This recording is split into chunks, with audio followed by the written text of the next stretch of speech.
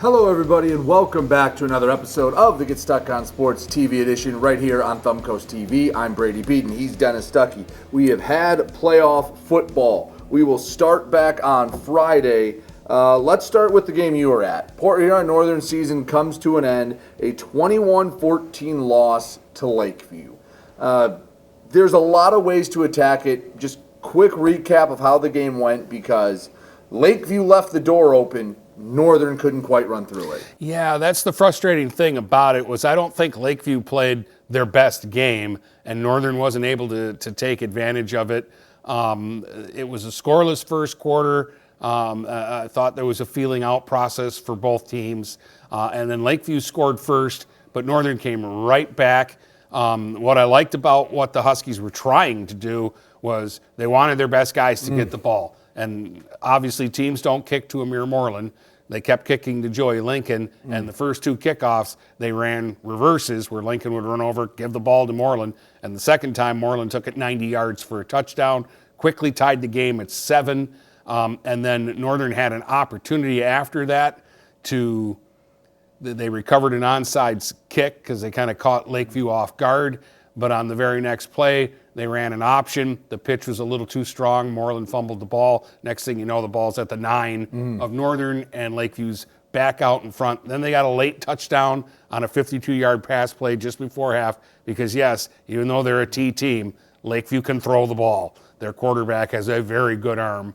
And so they're up 21-7, and it was kind of doom and gloom from that point on because every time Northern had a chance, they weren't able to do anything, and then all of a sudden, they put Lincoln Watkins in at quarterback. He threw 3 bullets right in a row downfield, and they're at the 2, and they punch one in. And there's 7 minutes to go in the game, and it's 21-14. But when they got their next opportunity, again, they just weren't able to do anything. A penalty really hurt them and put them in a 4th and 20 situation after Lincoln Watkins had run for a first down. So Northern season comes to an end, and losing to Lakeview in and of itself, there's nothing to be ashamed of. That's a really good football team.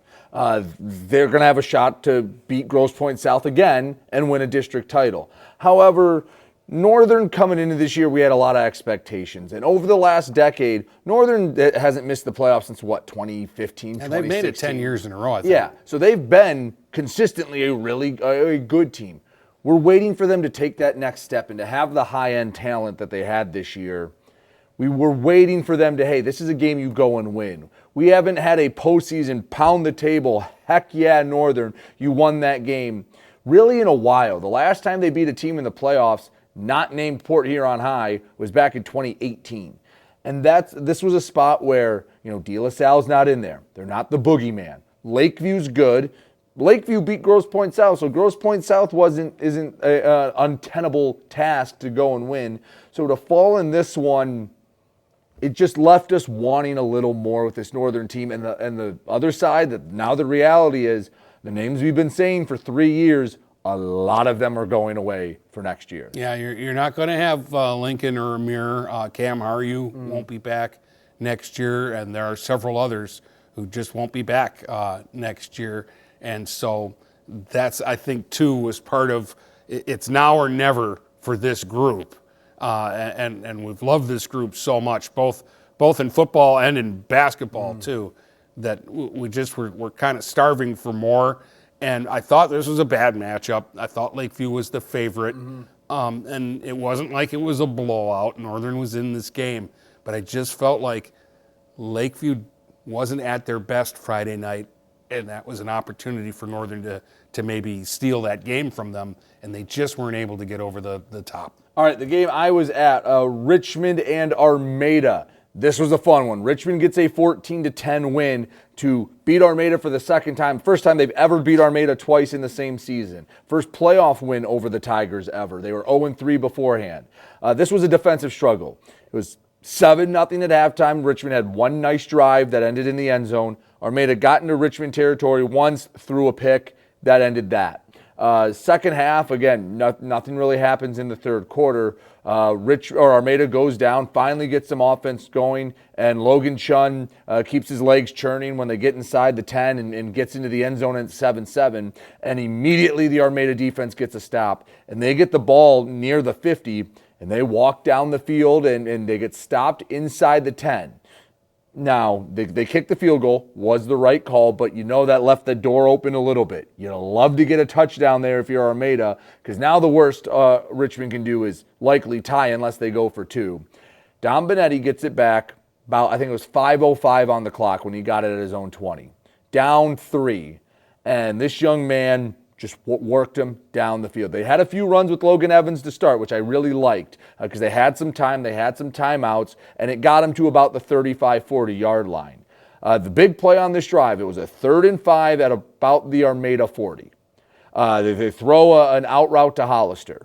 And now Evan Kenyanin, a very nice player for Armada. I really like this young man. He's played in the secondary. He's touched the ball a little bit when Malberg was out. He jumps the route perfectly. It is clinic tape how he read and broke on the route. He has his hands up, and the only way I can describe it is John Coker was looking down from above and guided the ball not only through his hands, because even if he knocks it down, it's 4th and 5. On the call, I started calling it an interception. It goes through his hands into J.J. Hollister, who turns upfield and runs for an extra 10 yards and makes it 1st and 10. If Kenyanin catches it, he can run to Memphis before someone catches him. I mean, he is full bore the other way. Don't know how he didn't catch it. And they end up going down, and Evans scores the go-ahead touchdown. But there was 30-some seconds left, and Richmond fans are celebrating. This game's over. Great kickoff, puts them at the 26. Richmond came out in a prevent. A very soft prevent. First play, throw over the middle to the 40, the plus 40. So you're going, that's a little, you're at least in Hail Mary range. Next play, same thing to the 18. So now there's 20-some seconds left. Armada's now out of timeouts. Next play, they throw an out. Caught, and it gets tackled at 9.5 yards. So the clock doesn't stop for a first down. They're at about the 8-yard line now. They spike it with 5 seconds left. Now, a little bit of controversy here. 5 seconds left. Armada runs a slant route. Ball gets tipped, knocked down. I can only tell you what happened from my perspective. So I'm up on top of the Richmond press box. The play is to my left. The scoreboard is over to my right. I'm watching the throw. I see a throw. Guy bats it down. When I perceived it to hit the ground, I turned to my right, and I still saw 1 second on the clock. Now, it is important to note, the scoreboard is not the official time. The officials keep the time on the field. From when I asked around after the game, because I wanted to make sure, is it the scoreboard or do the officials have it? I was told the officials have it on the field. They said there was no time left. Game is over. Armada was just going insane, saying they should have had one more play. If they asked me in the moment, I would have said, yes, they have one more second. But I don't know. The officials have, again, it could be a myriad of things of why there wasn't any time left on the clock, but the game was over, and Richmond got a heck of a win, 14-10. Now, I will say this.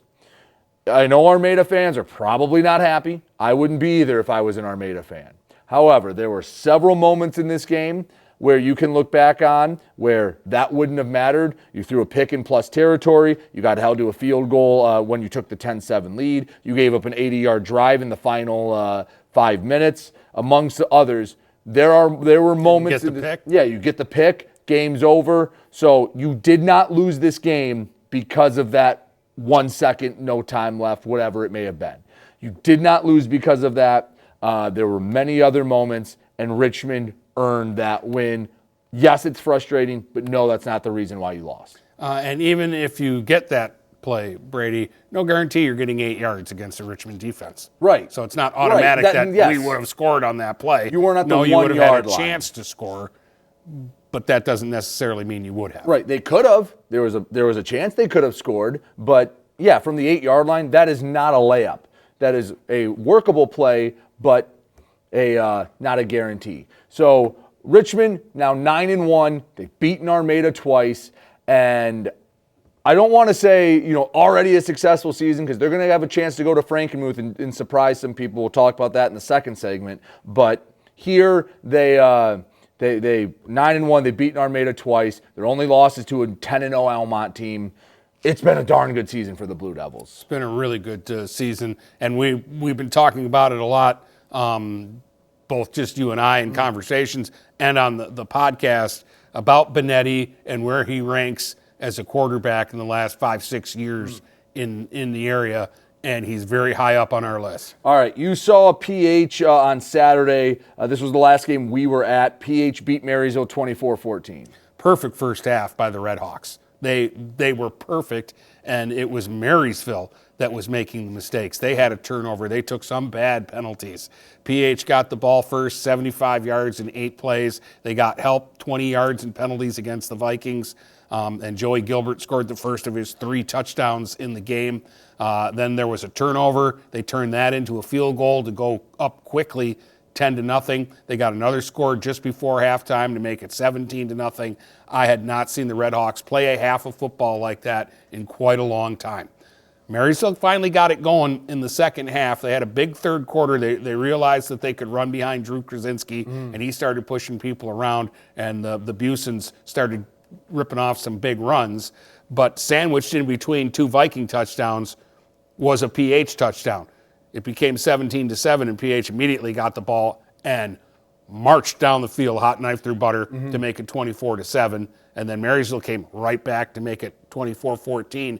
And then the defense took over again in the fourth quarter. And with under 5 minutes to go in the game, PH made 2 big stops. One on a 4th and 1 from the 12, where I think if Marysville gets the first down, they probably go in and make that a 3-point game. And then later, desperation, but right. Marysville's throwing the ball downfield, and a big interception for PH to seal the deal. So PH, that's a nice win because this was a team that coming into the year, we knew there was talent, but they were very green. And Coach Perkins told us all the way back in August, once this team gets clicking, they're going to be scary. They clicked a lot earlier than we thought. They're now 7-3 and playing for a district title.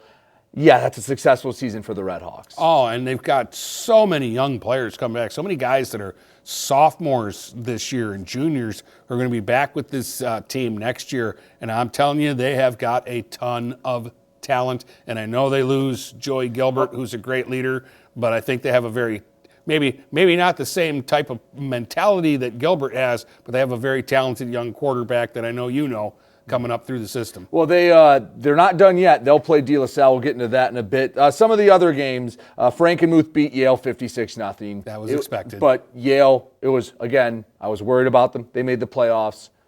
Yeah, they got a buzzsaw right away, but I'm happy they made the playoffs. You had Almont beating Clintondale 42-12, and that's with them really pulling the chute. I mean, they sat a lot of guys. No one had more than, 6 carries in this game? 12 different players got a run in this game. For and Almont. Marine City did the same thing to Clawson 52-7. We knew that was going to happen. I mean, I don't know if I did it on here, but last week I said, all right, we got Marine City Almont in a district final. There was no scenario where they lost. There was no scenario where Harbor Beach lost. They beat Reese 49-8. But and I will say also on Saturday, Deckerville beat Morris 27-26. A nice win for Deckerville without their starting quarterback. But the big one, K-Pac over Brown City. That's the biggest win the Chiefs have had in 20-plus years. Yeah, 40-38. They were down 30-8 at halftime. Taddy came back from this game because that's where we sent him, and he was just going nuts. Samuel Schneider for K-Pac has been the best kept secret in the area, and we're going to talk about him because he had 235 yards, 5 touchdowns, and 5 two-point conversions in this game. And helped lead K-Pac to a come-from-behind victory over Brown City. K-Pac hadn't made the playoffs since 2011. They hadn't won a playoff game since 2009. They hadn't played for they haven't played for a regional title since 2001. This is a big deal for K-Pac. That's a heck of a win. They'll go to Bay City All Saints. Kingston, excuse me. Yeah. They beat Bay City All Saints. They'll go to Kingston. You know what? Whatever happens there, I'm not going to count out K-Pac. They beat Deckerville. K-Pac has beaten Deckerville and Brown City. So, yeah, I mean, they've got a shot. Kingston's the favorite, especially at home. But, yeah, don't sleep on K-Pad. No, not at all. So that's everything that happened last Friday and Saturday. We're going to take a look at what's coming up in the district and regional finals here in the football playoffs when we come back right here on the Get Stuck on Sports TV edition on Thumb Coast TV. From doctor's appointments to work, shopping, and dining adventures, Blue Water Area Transit buses are the lifeline of our community. Depend on us for a ride that connects you to life's essentials. Blue Water Area Transit. Ride the wave.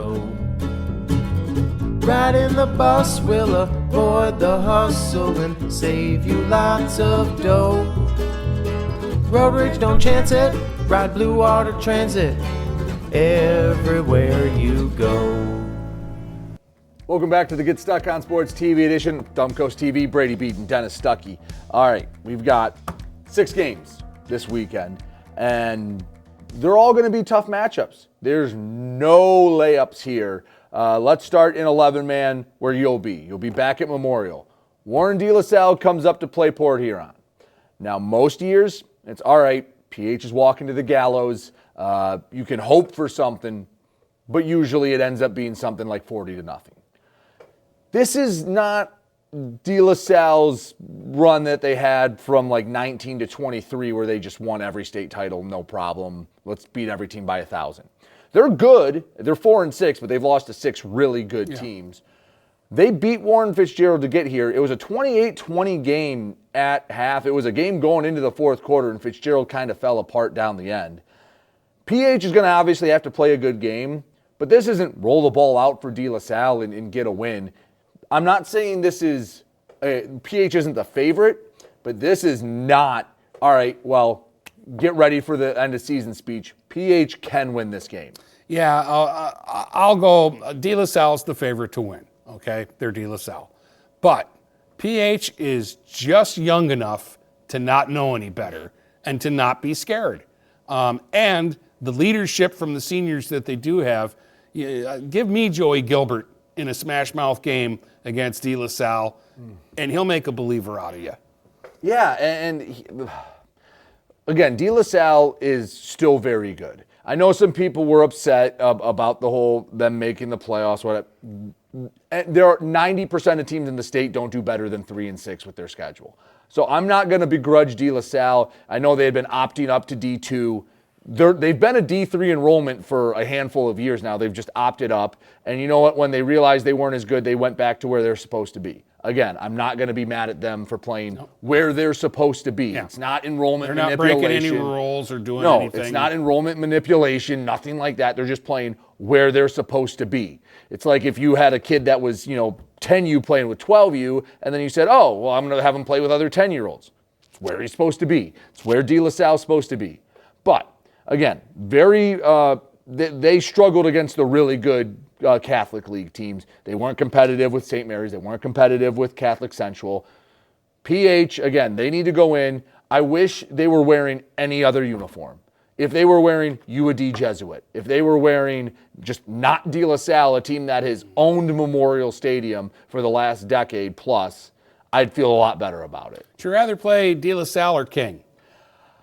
Well, hopefully both, because if PH wins, they're probably playing Detroit King. Play King, yeah. And the last time they played King, they gave them a good fight. They just made a couple big mistakes that ended up costing them in that one. But Dennis, I mean, your other option, I guess, was to end up where Cousino ended up, where you got to play the 2 Birmingham teams. But Cousino did beat one of them. Right. But for PH, can I use the words cautiously optimistic here? Yeah, well, why not? I mean, like I say, you got nothing to lose. I mean, you really don't, because the rest of the state is looking at it going, oh, yeah, De La Salle, Port Huron, that's going to be running time. They've had De La Salle King penciled in a regional final since the draw was announced. Yeah. Oh, absolutely. So just go out and play football. Be the 11-man K-Pack. Right. I mean, you've already had a successful season. There's nothing that can happen Friday night that will make this season a poor season. You're playing for a district final, chance to win just the 3rd one ever. 2011, 2019. Let's make it 2025. And if you beat De La Salle, again, I know it's not the best De La Salle team ever. That will be a win that will be talked about forever. Yeah. If you beat De La Salle, I don't care what their record is, if you beat De La Salle, that's going to turn heads all across the state of Michigan. And it's not like they don't have a history, because I'll take you back to the Eisenhower game that changed that entire football program, and it's been good ever since. So, all right, that's the big one. Richmond is going out to Frankenmuth. Richmond is the underdog. Honestly, I feel crazy to say, I feel a little better about PH against De La Salle than Richmond against Frankenmuth. Frankenmuth has not lost a home game since 2019. Frankenmuth is as good of a program in those middle divisions as you will see, public or private, in their public school. But this is not necessarily the same Frankenmuth that had been to Ford Field. They've been good. Don't get me wrong. They're still really good, but they're not at the peak like they were a couple years ago when I think it was Country Day came in there and they didn't get a first down. Yeah, no, Frankenmuth has a really good quarterback. The guy's a beast. And he scares me as much as anything else in this game. I think that Richmond will probably surprise them in the first half of the game and give them a battle, and then Frankenmuth will probably figure it out in the second half. That's kind of the way I see this one going. But I'll tell you what, if any of our area teams can go into Frankenmuth and pull off the upset, I kind of like Richmond because Benetti is fearless, and that Richmond defense is legit. Yeah, and again, Richmond, I don't think they have to play a perfect game to win this. You have to play an A- or an A game, but you can't make a lot of mistakes. And Yeah, Richmond, no, you can't turn the ball over, and you can't, take a lot of penalties. But Richmond really hasn't turned the ball over a lot this year. In the and big they haven't games. taken. They've had a weird turnover thing in games that maybe haven't been as competitive, but like against Yale or against Emily City even, they turned it over a lot in that game. But Richmond, yeah, you have to take care of the football. They did against Armada. And again, copy and paste what we said about PH and De La Salle. Everyone has penciled in Frankenmuth and Notre Dame Prep in a regional final to decide this side of the state who's going to a state championship game. Go out to Frankenmuth, you have nothing to lose. The 30-some kids, or I guess with the JV call-ups, the 40-some kids on that Richmond sideline are the ones that are going to believe. And I'm telling you what, there's not one person in Frankenmuth that has a bit of fear about them losing this game. Because they're going to look at it and go, oh, we just beat Armada by 4 scores, and you had to beat Armada in the final seconds last week. Yeah, we're good. We're about to move on. So play with that chip on your shoulder. It's been a magical season for Richmond. Why not go out there and do this? Hey, it's your first district title you're playing for in 10 years. Like, Richmond has been consistently in the playoffs. They've just been bounced very early. Yeah. So going out to Frankenmuth, hey, you got nothing much to lose. You got a bunch of tape on them. You can talk to the Armada coaches. You can talk to Garrett Grunman and the Yale coaches. You can try to group project this thing. And I don't know for certain, but if I had to guess, I think the Armada coaches and I think the Yale coaches want Richmond to go out there and beat Frankenmuth. Yeah, and our area owes Frankenmuth a couple because Algonac, Marine City, Richmond, Almont. Yale now. Marine City. They've all lost to Frankenmuth in the playoffs over the last 10 years. Yeah. So, you know what? Can we cash in all the good karma we should have for going out there? And it's a testament to Frankenmuth because they're a really good program. And they just win a lot, and they have become one of the dominant programs in Division 5. But you know what, Richmond? You got nothing else to lose. Like PH, already a super successful season, 9-1. You beat Armada twice. Your only loss is to Almont, who is 10-0, playing Marine City. And Marine City, a rare spot where they're going to be an underdog against a local team. This is going to be in Almont Friday night.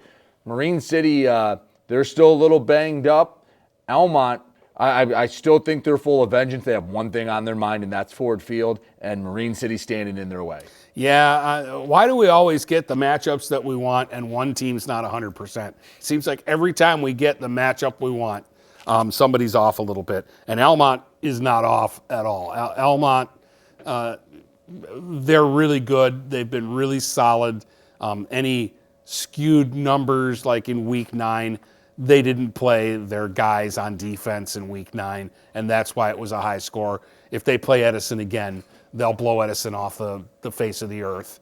But they've got to get through Marine City first, and in spite of the Mariners' injuries, it's Marine City. So you have to take them very seriously. They will be well coached. They will be prepared to play this game. This game might be 50-49, but played in 45 minutes. Yeah, see, I don't know about that one. Because, listen, I have respect for Marine City, but their starting quarterback's out.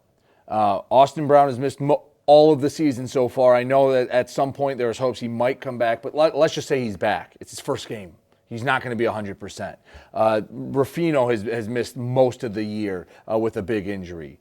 Dennis, you take a starting quarterback, a starting running back, and a starting linebacker off of any team in our area, they're going to hurt. Look at Almont last year.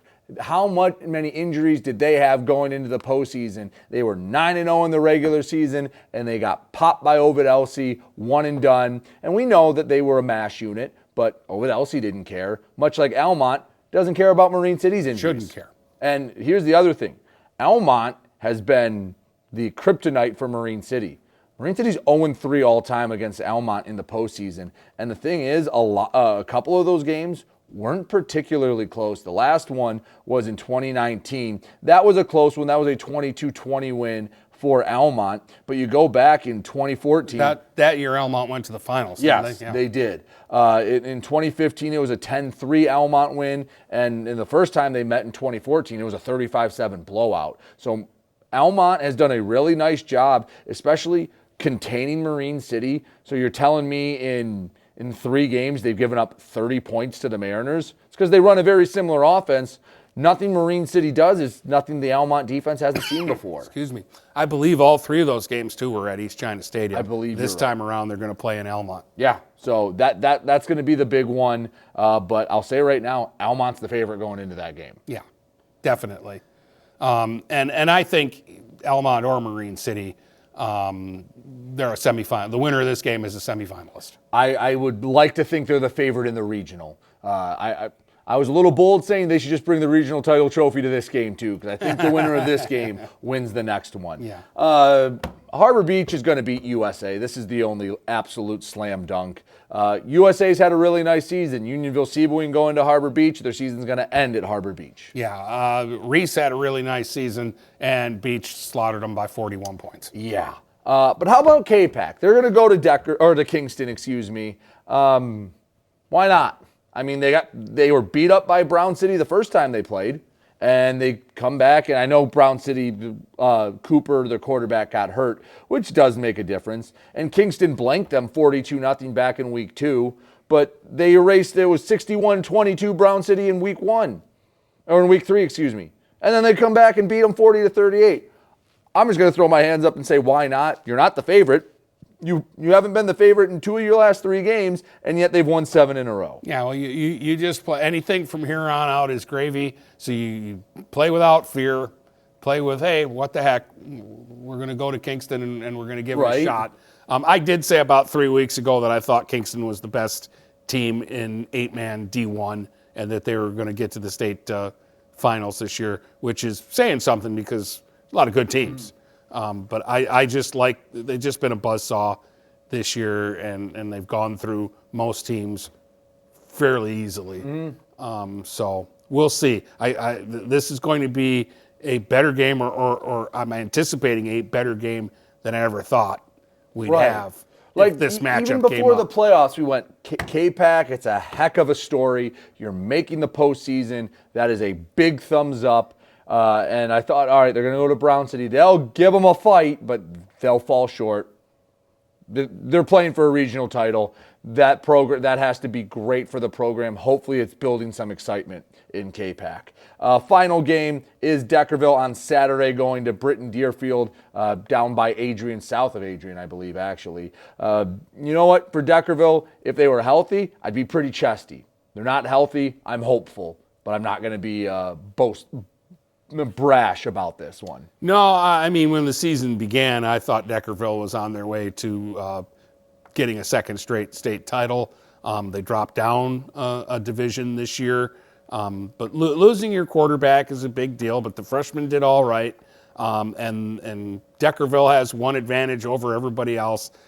They know how to play defense, and I think that's what got them through the game against Morris. All right. Well, that'll do it for this week's episode of the Get Stuck on Sports TV edition. Hopefully we're going to lose one team, 5 teams left next week when we talk about regional and for 8-man semifinal matchups. For Dennis Stuckey, I'm Brady Beedon. Thank you so much for watching the Get Stuck on Sports TV edition right here on Thumbcoast TV.